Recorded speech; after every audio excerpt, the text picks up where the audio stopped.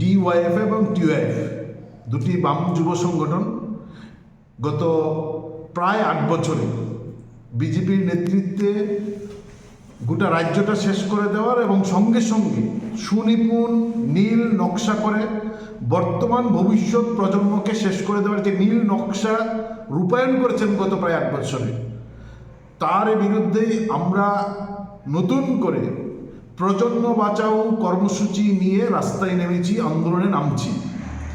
এবং এই গোটা কর্মসূচি সাংবাদিক মাধ্যম সম্মেলন করে ঘোষণা দেওয়ার জন্যই সাংবাদিক সম্মেলন আমরা আহ্বান করেছি। বেকার হাতে কাজ নেই, কর্মসংস্থানের জায়গা প্রায় বন্ধ করে দিয়েছেন। প্রতি বছর 4000-এর উপর সরকারি কর্মচারী অবসরে যাচ্ছেন, সেখানে নিয়োগ বন্ধ করে দিয়ে প্রতি বছর প্রায় 2.5 থেকে 3,000 সরকারি দপ্তরে শূন্য পদ অবলুপ্তি করে দিচ্ছেন, যার মধ্য দিয়ে বছরের পর বছর হাজার হাজার শূন্য পদ অবলুপ্তি হয়ে যাচ্ছে, মানে সরকারি দপ্তরে কাজের জায়গা বন্ধ করে দিচ্ছেন। বামফ্রন্ট সরকার 2018 সালের সরকারের বিজেপি আসার আগে পর্যন্ত প্রায় 16,000 বিভিন্ন দপ্তরের নিয়োগ প্রক্রিয়া প্রায় সম্পন্ন করেছেন। বিজেপি ক্ষমতায় এসে এক কলমের খুঁচায় 16,000 নিয়োগ প্রক্রিয়া সম্পূর্ণভাবে বন্ধ করে দিয়েছেন। এটা নিয়ে আন্দোলন করেছেন, কিন্তু সরকার নিউ রিক্রুটমেন্ট পলিসির কথা বলে এই 16,000 পোস্টকে বাতিল ঘোষণা করে দিয়েছেন এক কলমের খুঁচায়। কিন্তু গত প্রায় 8 বছরেও 16,000 সরকারি চাকরি বিজেপি সরকার দিতে পারেনি। দেখেছি এই 16,000 বিভিন্ন পোস্টের মধ্যে কয়েকটা পোস্টের বিভিন্ন ডিপার্টমেন্টের তারা সুপ্রিম কোর্টে মামলা নিয়ে গেছেন। সুপ্রিম কোর্ট যে ডিপার্টমেন্টের তারা সুপ্রিম কোর্টে মামলা নিয়ে গেছেন, সেই ডিপার্টমেন্টের মামলায় রায় দিয়েছেন যে নিউ রিক্রুটমেন্ট পলিসির নামে এক কলমের খুঁচায় যেভাবে এই নিয়োগ প্রক্রিয়া বাতিল করেছেন তা স্বেচ্ছাচারিতা, এবং 3টা ডিপার্টমেন্টকে এই নিয়োগ 2 মাস 4 মাসের মধ্যে নিয়োগ প্রক্রিয়া সম্পন্ন করার নির্দেশ দিয়েছেন।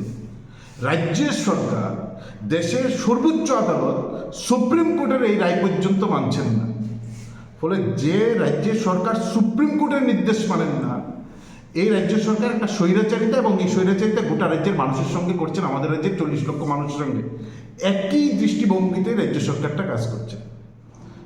স্কুল কলেজে শিক্ষক নেই, প্রফেসর নেই, হাসপাতালে গেলে ডাক্তার নেই, নার্স নেই, মেডিকেল টিম নেই, স্টাফ নেই, অফিস আদালতে গেলে কর্মচারী নেই, শিশুরা স্কুলে যাচ্ছেন ক্লাস হচ্ছে না, কলেজে যাচ্ছেন ছাত্রছাত্রীরা ক্লাস হচ্ছেন না, শিক্ষক অধ্যাপক নিয়োগ করছেন না। আমাদের এই যে ডাক্তার বেকারের সংখ্যা বাড়ছে, নার্স বেকারের সংখ্যা বাড়ছে, ইঞ্জিনিয়ার বেকারের সংখ্যা বাড়ছে, ডিএলএড পাস করে, বিপিএড পাস করা, এমপিএড পাস করা, এমএড পাস করা ছেলেমেয়ের সংখ্যা বাড়ছে, মেডিকেলে, টেকনিক্যালে, ইঞ্জিনিয়ার নানা বিষয়ে পাস করা ছেলেমেয়ের সংখ্যা বাড়ছে। বেকারের সংখ্যা, উচ্চশিক্ষিত অর্ধশিক্ষিত বেকার সংখ্যা যেমন বাড়ছে, একই সঙ্গে রাজ্যের বিভিন্ন দপ্তরে 50,000 শূন্যপদ, সরকারি শূন্যপদ পূরণ করছেন না। সরকারি দপ্তর আউটসোর্সিং করছেন। জিআরএস এর ইন্টারভিউ নিয়েছেন 2019 সালে, 2026 সাল চলছে, এখন পর্যন্ত সেই ইন্টারভিউ নিয়েছেন, রেজাল্ট পর্যন্ত দেননি। এসপিওর ইন্টারভিউ নিয়েছেন, নিয়োগ করছেন না। আমরা দেখছি আমাদের রাজ্যের টিআরবিটি একটা স্বশাসিত সংস্থা আছে, শিক্ষক নিয়োগের মূল্যায়ন তারা করেন।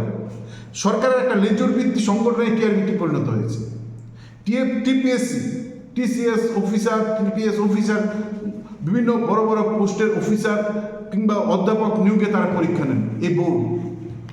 এই বোর্ডের মাথায় যাকে বসিয়েছেন তার বেয়াগ্র চেহারা সেদিন আমরা সোশ্যাল মিডিয়ায় দেখেছি, যে কোথায় থেকে মানুষ এনে এইরকম গুরুত্বপূর্ণ দায়িত্বে বিজেপি বসাচ্ছেন।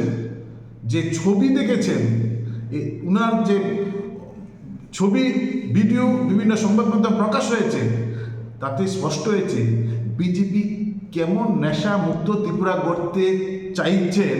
আর এই নেশামুক্ত ত্রিপুরার স্লোগান তুলে টিপিএসসির মতন বোর্ডের চেয়ারম্যান কাকে বসিয়েছেন, এবং এটাই বিজেপির যে আসল চেহারা, টিপিএসসির চেয়ারম্যানের চেহারার মধ্য দিয়ে বিজেপি সরকারের অভিমুখ রাজ্যের মানুষের সামনে স্পষ্ট হয়ে ফুটে উঠেছে।